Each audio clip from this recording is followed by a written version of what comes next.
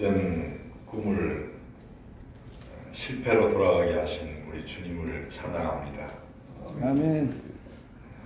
우리의 헛된 세상, 성공을 향하여 달려가던 저와 여러분들, 하나님께서 교회라는 거룩한 사명 앞에 무릎 꿇게 하시고, 또 오늘 에베소서 4장 성령이 하나 되시게 하신 그 역사를 통해서 우리가 교회로 하나 되게 하셨습니다.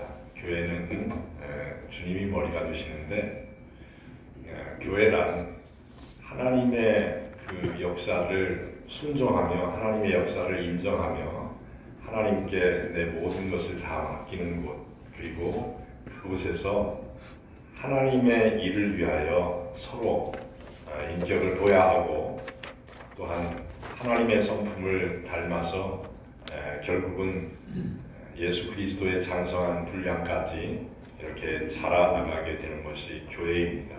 물론 교회는 유형 교회도 있습니다. 건물로서의 어떤 공동체로서의 교회가 있습니다. 그러나 오늘 말씀은, 오늘 17절부터는 오늘 말씀은 교회 안에서의 각 사람의 분량대로, 예수 그리스도의 십자가를 통해서 우리에게 주신 각 사람의 분량대로 한 사람 한 사람이 교회가 되어서 하나님의 크신 그 역사를 이루어가는 것, 그것이 어떤 것인가를 오늘 저와 여러분들에게 말해주고 있는 것 같습니다. 교회는 성장해야 됩니다. 그리고 오늘 16절에 보니까 각 지체의 분량대로 역사하여 그 몸으로 자라게 하며, 그 몸이란 바로 교회입니다. 몸이 자라야 된다는 거죠. 사랑 안에서 스스로 세우느니라. 그러니까 예수 그리스도 안에서 스스로 우리가 하나하나가 교회되어서 예수 그리스도의 몸을 세운다는 말씀입니다. 교회는 그리스도를 머리로 하나가 되어 건강하게, 이 말은 분명히 중요합니다. 건강하게 성장해야 합니다. 하나님께서는 교회가 그리스도의 장성한 분량에 이르기를 원하시기 때문입니다. 이를 위해 성도들에게 은사를 주시고, 오늘 보면 각자의 은사의 분량에 맞게 섬기도록, 교회를 성장시켜 가도록 우리에게 사명을 허락하여 주십니다. 오늘 말씀은 교회 공동체보다는 각 개인을 염두에 두고 하시는 말씀입니다. 오늘 보니까 교회 공동체로 부름받은 각 개인이 어떠한 모습으로 살아야 할 것인가에 대해서 오늘 기록하고 있는 그 부분입니다. 본문의 구절을 보면 오늘 보니까 이렇게 행하지 말고, 이렇게 행하지 말고, 이렇게 행하라는 구조입니다. 먼저 17절을 보면, 이제부터 너희는 이방인이 그 마음에 허망함으로 행한 것 같이 행하지 말라, 이렇게 기록되어 있습니다. 이방인처럼 행하지 말라는 것입니다. 그리고 18절, 19절이 보니까 이방인들이, 그러면 그 이방인들이 험한 것을 행하는 것이 무엇인가, 어떻게 살아가는 것인가를 말씀하고 있으면서 24절에 가보니까 새 사람을 입으라, 이렇게 기록되어 있습니다. 이제 본문의 구조를 따라서 어떤 내용을 좀 상세하게, 자세하게, 디테일하게 좀 파악을 해보겠습니다. 먼저 이렇게 행하지 말라는 것입니다. 자, 어떻게 행하지 말라는 것입니까? 이방인처럼 행하지 말라는 거죠. 이방인이라는 것은 하나님을 알지도 못하고 믿지도 않는 불신자들을 의미한다는 것은 다 잘 아시잖아요. 자, 그러면 오늘 보니까 불신자들은 어떻게 행한다는 것입니까? 17절 보니까 그 마음에 허망한 것으로 행한다. 그 마음에 허망한 것을 행한다. 이렇게 말하고 있습니다. 허망이라는 그 원어가 마타오이에요. 마타오이테스. 그래서 공허함, 아무것도 없는 거예요. 목적 없음, 무가치, 덧없음을 의미하는 것이 마타오테스입니다. 그러니까 아무것도 없는 것인데 있는 것처럼 실상을 그렇게 속이는 거예요. 결국은 모든 것이 다 없어지는 것임에도 불구하고 우리가 그 무가치한 것, 아무것도 아닌 것을 향해서 쫓아가게 하는 게 바로 허망입니다. 허망. 근데 우리는 그것을 모르고 목적지를 거기에다 두고 구체적으로 얘기하자면 좀 상세하게 얘기하자면 특별히 돈, 명예, 권력 이런 것들이죠. 그리고 인간의 행복에 대해서도 우리가 조심해야 됩니다. 허상입니다. 결국은 그것이 어떠한 종말을 가져오는가는 우리는 잘 알고 있습니다. 구약에서 이 허망이라는 단어를 가장 많이 사용한 것이 전도서입니다. 전도서는 막 시작하자마자 1장 2절로 3절로 이렇게 기록하고 있습니다. 전도자가 이르되 헛되고 헛되니 모든 것이 헛되도다. 해 아래에서 수고하는 모든 수고가 사람에게 무엇이 유익한가. 그러니까 우리의 삶이 오직 헛되고 헛되다는 말입니다. 얼마나 이 인간의 수고가 헛된 것인지를 무려 5번씩이나 반복하면서 강조하고 있습니다. 자, 우리가 살아가는데 우리의 인생이 정말 이렇게 헛된 것입니까? 무엇 때문에 이렇게 이 땅에서 살아가는 삶이 헛되고 헛된 것일까? 그것은 정말 무가치한 것, 공허한 것, 일시적인 것들을 추구하면서 살기 때문에 우리가 그렇습니다. 무가치하다는 것은 진정 가치 있는 것이 존재한다는 것을 전제로 무가치함이 있습니다. 그러니까 가치 있는 것이 있는데도 불구하고 그것을 멀리하고 그것을 잃어버리고 그것을 빼앗겨버리고 무가치한 것을 쫓아가는 것입니다. 또한 일시적인 것, 영원하지 않은 것, 영원한 것이 있는데도 불구하고 영원한 것을 멀리하고 또한 영원한 것을 잘 모르고 일시적인 것을 따라가는 것입니다. 자, 그것이 없다면 정말 우리의 수고는 어떤 의미를 가질 수 있습니까? 자, 정말 영원한 것이 없다면 이렇게 사람들은 얘기하고 있습니다. 그러니까 영원한 것이 없다고 생각하니까 보통 사람들이 우리가 장례식장에 그리고 국장에서도 그렇더라고요. 국장에서도 저분 참 훌륭했어. 저분 나라를 위해서 무슨 일을 했어. 그리고 그러면서 보통 사람들이 이렇게 얘기하죠. 난 열심히 살았어. 참 그 사람 열심히 성실하게 살았어. 그러면서 그 사람의 삶의 의미를 조명하면서 그 사람을 추앙하고 그 사람을 존경의 대상으로 말하고 있습니다. 그것은 영원한 것을 모르기 때문입니다. 정말 영혼의 안식처로 들어가는 그 입구에서마저도 일시적인 것, 그 사람에 대해서 조금은 칭찬을 하면서 그리고 흐느껴 보는 것이 바로 인생입니다. 허무했어. 그리고 추억하는 것입니다. 영원한 것, 진정한 가치가 있는 것이 있습니다. 바로 그것이 무엇이냐면 예수 그리스도입니다. 예수님을 우리 마음의 구주로 영접하고 그분과 동행하며 살아가는 것, 예수를 닮아가는 것, 그것이 우리의 삶의 진정한 의미인 것입니다. 그러나 세상의 모든 것은 다 그러니까 세상의 모든 것을 다 얻었을지라도 예수를 얻지 못했다면 허망한 삶이라고 말할 수밖에 없습니다. 우리가 다음으로 불신자들의 어떤 상태를 한번 보겠습니다. 불신자들은 어떤 상태에 있는가? 특별히 오늘 성경은 불신자들은 하나님을 떠난 상태다 이렇게 말하고 있습니다. 18절 뒷부분을 보니까 하나님의 생명에서 떠나 있도다 이렇게 기록하고 있습니다. 이것은 바로 잘 아시잖아요. 하나님의 생명에서 떠나면 어떻게 되죠? 이것은 조금 우리가 생각을 해볼 필요가 있습니다. 죽음입니다. 조금 전에도 이제 9시부터 영락원에서 예배를 인도하고 또 이 자리에 옵니다. 그런데 그들에게 가장 두려운 것이 죽음입니다.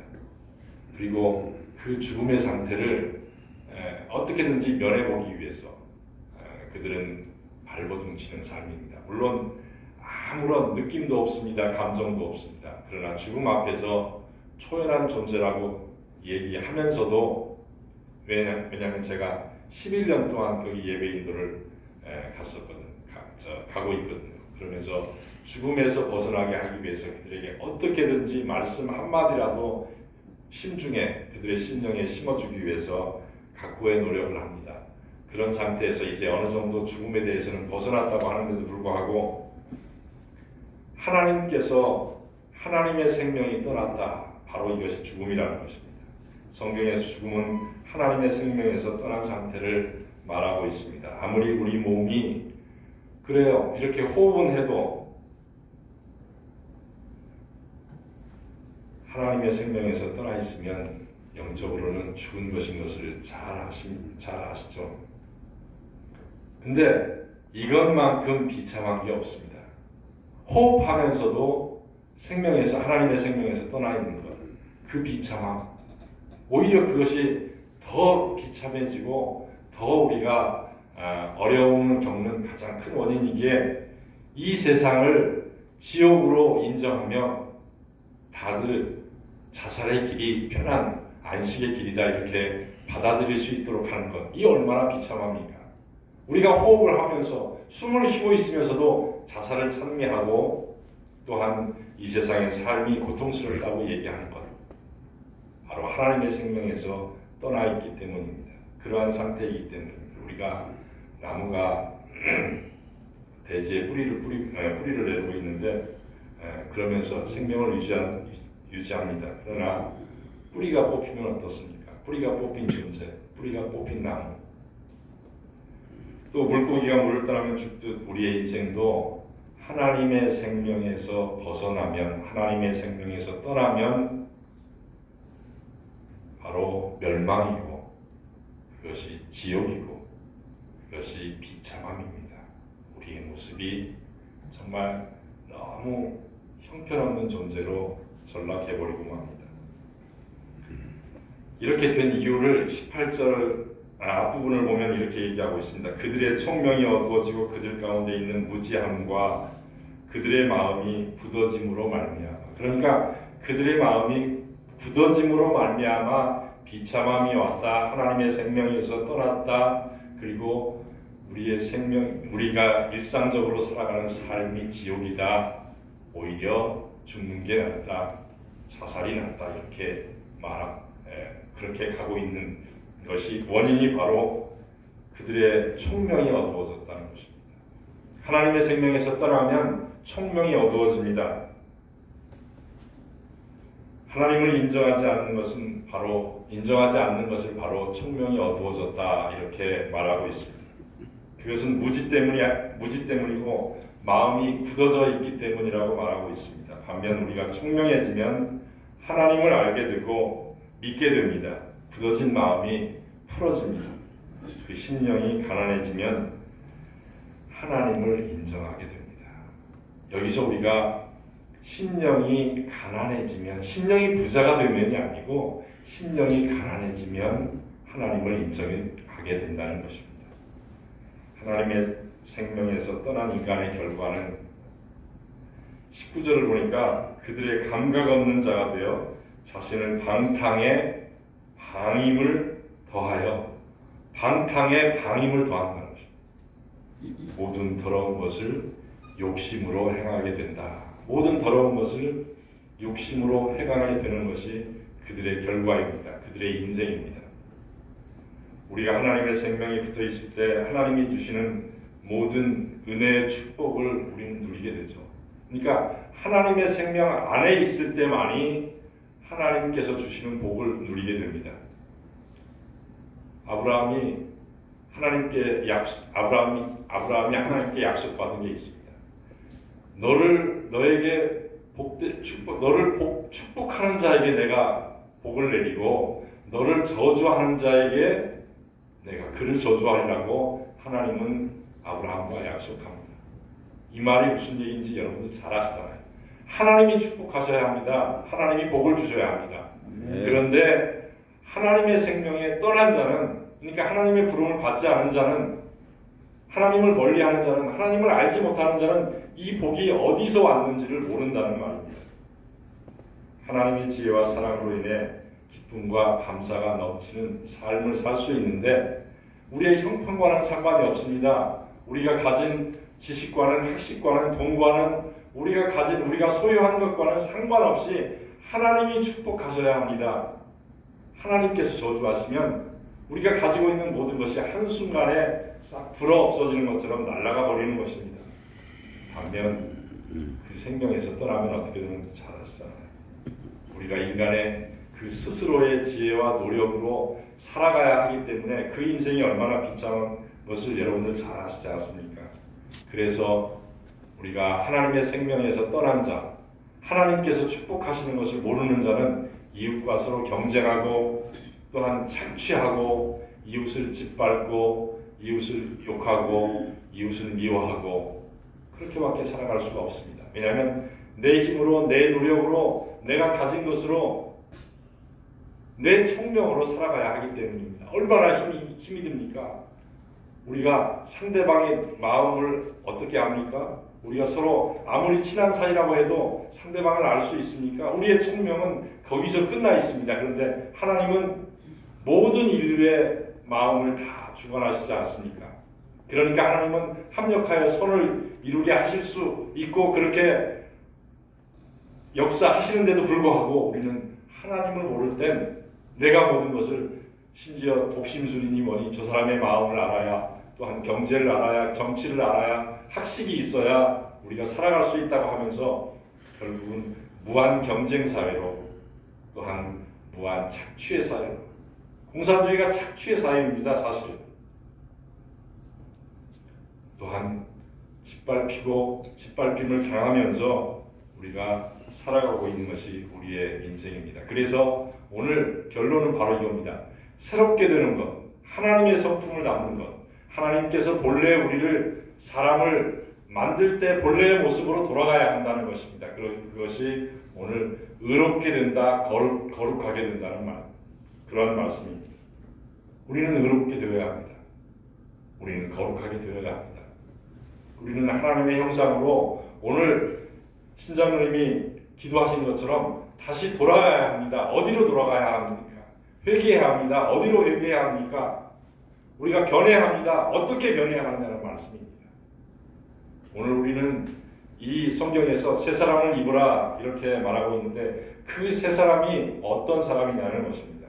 그리고 어떻게 새 사람이 되면서 그 새 사람의 인생은 어떠한 것이냐, 어떤 열매를 맺느냐는 것입니다. 결국 구습을 가지고 있는 욕심의 열매를 맺는 사람들의 삶의 방식을 보면 방탕하고 방임하고 그리고 욕심으로 자기의 삶을 망쳐버리는 것입니다. 우리는 실패했을 때마다 우리의 삶 속에서 어떤 과정에 실패했을 때마저도 우리는 하나님을 알게 되면 자부심이 있습니다. 그것은 마땅히 실패해야 하는 것으로 만일 그것이 그 욕심의 끝이 어딘가를 우리는 알고 있지 않습니까? 그 욕심의 구습을 우리가 다 채웠다면 그렇게 성공했다면 나뿐만이 아니고 여러분들의 자녀들, 여러분들의 가정들 다 파괴되고 이 사회가 완전히 파괴되어가는 결과를 가져올 수밖에 없다는 걸 우리는 잘 알고 있습니다.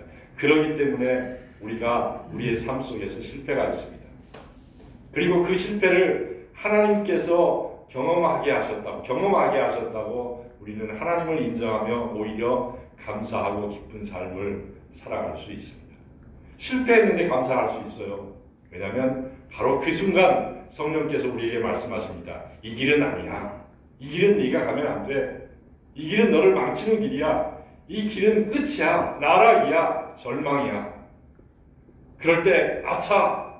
내가 이 길을 가려고 하는데 내가 나락에 떨어지려고 하는데 내가 절망의 구름텅이로 들어가려고 하는데 성경은 그것을 그렇게 표현하고 있습니다. 지옥이라고 합니다. 내가 지옥으로 떨어지려고 하는데 그 순간 하나님께서 나를 막으셨다는 것입니다. 그것이 실패입니다. 우리는 그래서 예배드리면서 우리의 전 삶의 모든 것들이 다 감사하고 그리고 그 결과는 기쁨의 열매로 맺히게 되는 것입니다. 우리 더러운 욕심을 어떻게 버릴 수 있습니까? 불신자들의 삶은 그 더러운 욕심을 따라가는, 우리는 그것을 사단은 이렇게 합니다. 사단은 더러운 욕심이라고 얘기하지 않습니다. 성공이라고 얘기합니다. 행복이라고 얘기해요. 그것을 조금 더 구체적으로 얘기하자면 그 앞에다가 인간, 인권 이렇게 얘기하면서 인간의 행복을 얘기하고 인간의 성공을 얘기하고 인간의 위대함을 얘기합니다. 우리는 이제 하나님을 알지 않습니까? 새 사람을 입었다, 의롭게 되었다, 거룩하게 되었다라는 말은 우리 안에 나를, 여기서는 내가 하나님께 나를 드렸다 이렇게 거기까지는 얘기하지 않겠습니다. 하나님께서 나를 찾아오셨습니다. 그리고 하나님께서 나를 의롭다 칭하셨습니다. 나를 거룩하게 하셨습니다. 그리고 끝내는 예수 그리스도의 그 키까지, 장성한 분량까지 나를 아름다운 모습으로 성화시켜 가시겠다고 하나님께서 여러분들, 저와 약속하시는 것입니다. 그러니 우리의 끝은 상황이 문제가 아닙니다. 현상이 문제가 아닙니다. 부족함이 문제가 아닙니다. 우리는 오히려 부족함을 자랑해야 합니다. 오히려 바울처럼 죄인의 괴수라고 우리의 인식을 가져야 합니다. 그러나 그 죄인의 괴수에게 다가오셔서 그를 뒤집어 엎는 실패의 나락으로 떨어뜨리는 그러한 성령을 우리가 잘 알 수 있지 않습니까? 바로 예수 그리스도의 부활입니다. 하나님을 알지 못하는 사람들 얼마나 불쌍합니까? 그 불신자들 일상이 지옥입니다. 그리고 결국은 지옥의 열매를 맺습니다. 그 뜨거운 불못 속에서 영원히 죽지도 못하고 살아가야 합니다. 우리는 그것을 전해야 합니다. 사람은 허망하면 자꾸 헛된 꿈을 꾸게 됩니다. 헛된 욕망에 사로잡히게 됩니다.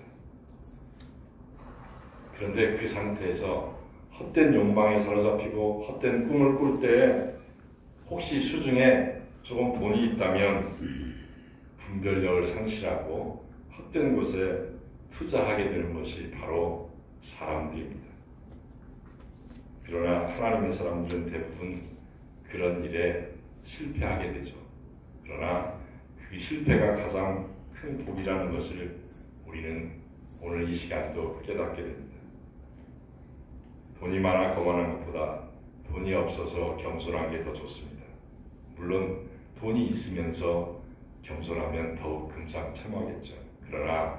그러나 제가 성경은 진실로라고 얘기했지만 진실로 돈이 많은 사람이 겸손한 것은 없습니다. 성경은 그래서 돈 많은 청년에게 그것을 나누어 주어라, 끝에 가서 모든 것을 다 했습니다 했을 때 나누어 주라고 얘기합니다. 왜냐하면 그를 겸손하게 만들어야 하기 때문입니다. 우리는 이것을 역설이라고 얘기합니다.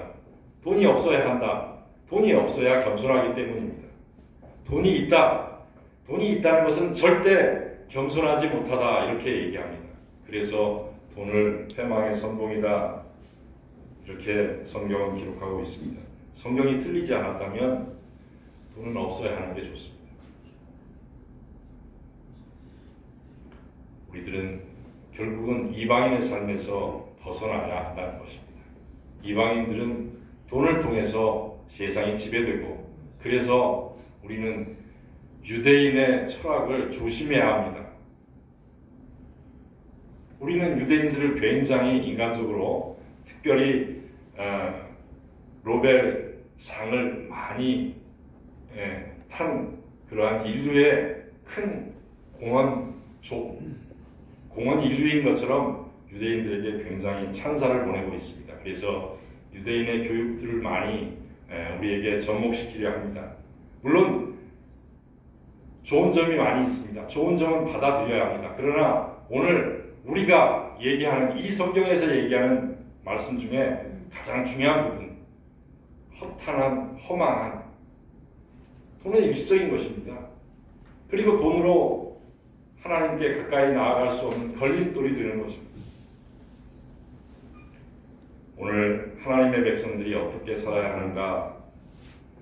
21절 보니까 진리가 예수 안에 있는 것 같이 너희가 참으로 그에게 듣고 예수 그리스도에게 배워야 된다는 것입니다.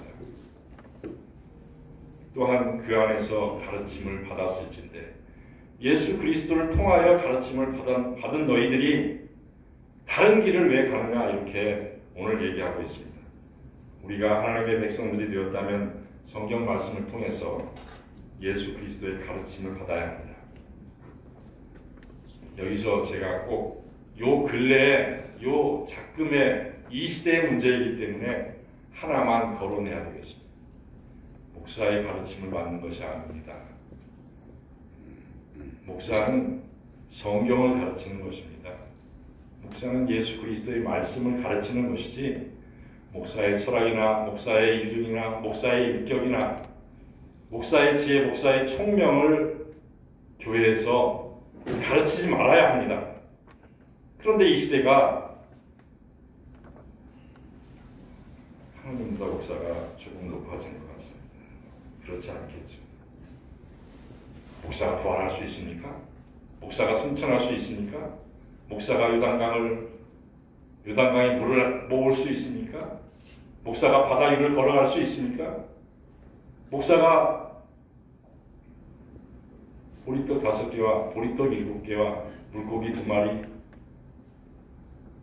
가지고 5,000명을 먹일 수 있습니까? 왜 자꾸 목사의 인격을, 목사의 훌륭함을, 목사의 공부를, 목사의 지식을, 목사의 학식을 가르치는 교회가 그렇게 늘어나는지 모르겠습니다. 예수님이 부활하셨습니다. 예수님께서 승천하셨습니다. 예수님께서 하나님의 우편 보좌에 앉으신 것을 믿는 사람들이 목사의 말을 잘 들어. 목사 말 안 듣면, 목사가 계획 세운 걸 따르지 않으면 부흥 강사들을 정말 조심해야 할 필요 있습니다. 마태복음 28장 19절로 20절을 보면 그러므로 너희는 가서 모든 민족의 제자로 삼아 아버지와 아들과 성령의 이름으로 세례를 베풀고 라는 말은 죽었다가 다시 살아난다는 말이고 새 사람을 입으라는 말인데 세례를 베풀고 라는 말은 우리의 죄의 현장에, 우리의 회개 현장에, 우리의 세례 현장에 예수 그리스도가 들어오고 계시다는 요한복음 3장의 얘기를 우리는 잊어서는 안 됩니다. 우리가 우리의 몸을 깨끗이 하고 우리가 우리의 더러운 것을 씻고 다시 갈아입어야 할 게 있는데 그 갈아입어야 하는 게 예수 그리스도의 옷입니다. 예수 그리스도의 마음입니다. 내가 너희에게 분부한 모든 것을 가르쳐 지키게 하라. 볼지어다 내가 세상 끝날까지 너희와 항상 함께 있으리라. 예수님께서 승천하시면서 남겨진 제자들, 그들의 역할을 예수님께서 분부하시는 모든 것을 가르쳐 지키게 하라는 것이었습니다. 그들의 가르침이 이제 성경으로 기록되어서 우리에게 전해지고 있습니다. 따라서 우리는 주님의 가르침을 받기 위해 성경을 부지런히 묵상하며 또 공부해야 하고 또한 가르쳐야 합니다. 아멘. 성경에 대한 지식을 넓히기 위한 것이 아니라 성경을 배운다는 것, 성경을 가르친다는 것, 성경에 순종한다는 것은 바로 하나님의 말씀에 순종하기 위해서 우리는 성경을 공부해야 합니다. 성경을 배워야 합니다. 그래서 여러분 말씀을 배울 수 있는 자리에 자주자주 시간이 없으시더라도 가장 우선해서 하나님의 말씀을 배우는 자리에 나오시기 원합니다. 아멘. 간혹 오랜만에 예전에 신앙생활을 했던 사람들을 만날 기회가 있습니다. 그들이 교회 안에서 서로 교제하면서 성경 공부를 한 사람들은 상당히 신앙이 업되어서 이제 많은 아름다운 모습의 삶이 있습니다. 그런데 어떤 사람을 보면 오히려 제가 그 전에 알던 사람보다 훨씬 더 악해진 정말 간교한 그런 모습을 하면서 교회의 자리를 차지하고 있는 사람들을 볼 수 있습니다. 안타깝습니다. 우리는 교회 안에서 성경을 공부하며 성경을 배우며 예수 그리스도의 그 마음을 알아야 합니다. 오늘 저와 여러분들에게 하나님께서는 정말 욕심을 내고 계십니다. 하나님의 욕심입니다. 옛사람을 벗어버리라고 단호하게 얘기하면서 새 사람을 입으라고 말하고 있습니다. 22절 너희는 유혹의 욕심을 따라 썩어져가는 구습을 따르는 옛사람을 벗어버려라. 우리의 습관 참 무섭습니다. 한꺼번에 습관 모든 것이 다 하루아침에 변하지 않습니다. 우리가 교회 공동체 안에서 서로 교제를 나누며 성경 공부를 할 때 우리의 모습이 점점 더 아름다워지고 사랑의 모습으로 변해져 가는 것입니다. 누가복음 3장에 요한이 회개하라고 말씀합니다. 어떻게 하면 회개하는 것이냐고, 어떻게 하면 회개의 열매냐고 사람들이 물을 때 요한이 대답합니다. 옷 2벌 있는 자는 못 얻는 자에게 나눠주라고, 먹을 것이 있는 자도 그렇게 하라고 말씀하십니다. 옛사람은 우리의 삶은 모든 것이 내가 노력해서 살아가야 한다고 말하고 있기 때문에 무조건 모아야 합니다. 그러나 회개에 합당한 삶은 나누는 것입니다. 나누기 위해 오히려 공부합니다. 나누기 위해 돈을 모읍니다. 세리도 무엇을 해야 합니까? 라고 질문을 합니다. 세리에게 이렇게 말합니다. 부과된 것 이외에는 더 두지 말라 이렇게 말합니다. 군인들에게는 사람에게 강탈하지 말며 거짓으로 고발하지 말고 받은 급료를 족한 줄로 알라고 말하고 있습니다. 특별히 이 시대의 공권력을 사용해서 약자들을 착취하는 삶의 방식에서 돌이키라고 이 시대 우리에게, 한국의 관료들에게 말하고 있는 것입니다. 그것만이 하나님께 순종하는 삶이라고 말하고 있는 것입니다. 우리는 우리에게 가지고 있는 힘이나 어떤 자리, 특별히 권좌를 이용하지 말라는 그러한 명령을 오늘 이 시대에 우리는 듣고 있지 않습니까? 주변에 힘 있는 사람, 그런 사람들의 백이나 줄을 이용해서 자기의 삶을 살아가지 말라는 것입니다. 그리스도인에게 물론 회개는 단회적인 것입니다.